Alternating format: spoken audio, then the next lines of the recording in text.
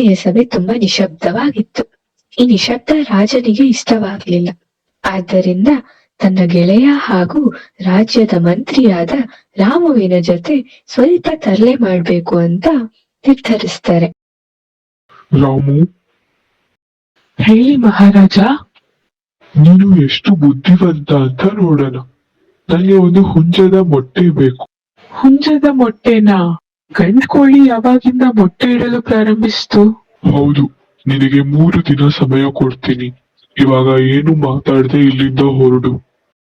ಸರಿ ಮಹಾರಾಜ. ಅವತ್ತು ಸಾಯಂಕಾಲದ ಸಮಯ. ರಾಜ ಒಬ್ಬರೇ ನದಿಯ ದಡದಲ್ಲಿ ನಡೆದುಕೊಂಡು ಹೋಗ್ತಿದ್ರು. ಅಲ್ಲಿ ದೂರದಲ್ಲಿ ರಾಮು ಕುದುರೆಯ ಜೊತೆ ನಿಂತಿದ್ದ.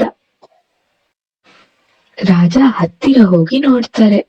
ಅಲ್ಲಿ ರಾಮು ಕುದುರೆಯ ಮೈಯನ್ನು ಉಜ್ಜುತ್ತಿದ್ದ. ರಾಮು, ನೀನು ಏನ್ ಮಾಡ್ತಾ ಇದೀಯಾ? ಈ ಗಂಡು ಕುದುರೆನ ಹೆಣ್ಣು ಕುದುರೆಯಾಗಿ ಮಾಡಲು ಪ್ರಯತ್ನಿಸುತ್ತಿದ್ದೇನೆ ಮಹಾರಾಜ. ನಿನಗೆ ಬುದ್ಧಿ ಇದೆಯಾ? ಗಂಡು ಕುದುರೆ ಹೇಗೆ ಹೆಣ್ಣು ಕುದುರೆಯಾಗಲು ಸಾಧ್ಯವಾಗುತ್ತೆ? ಹಾಗಾದ್ರೆ ಹುಂಜ ಮಾತ್ರ ಹೇಗೆ ಮೊಟ್ಟೆ ಇಡಲು ಸಾಧ್ಯವಾಗುತ್ತೆ? ನಿನಗೆ ಮಾತ್ರ ಇಂತಹ ಉಪಾಯಗಳು ಎಲ್ಲಿಂದ ಬರುತ್ತೆ ರಾಮು?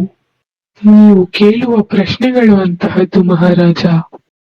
ಹಾಗಾದರೆ ಇನ್ನು ಮುಂದೆ ನಿನಗೋಸ್ಕರ ಇಂತಹ ಅನೇಕ ಪ್ರಶ್ನೆಗಳು ಕಾಯುತ್ತಿರುತ್ತವೆ.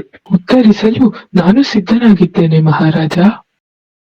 ಸರಿ, ಹಾಗಾದರೆ ಅರಮನೆಗೆ ಹೋಗೋಣ ಬಾ. ನೀವು ಮರೆಯದೆ ಚಾನೆಲ್ ಅನ್ನು ಸಬ್ಸ್ಕ್ರೈಬ್ ಮಾಡಿ.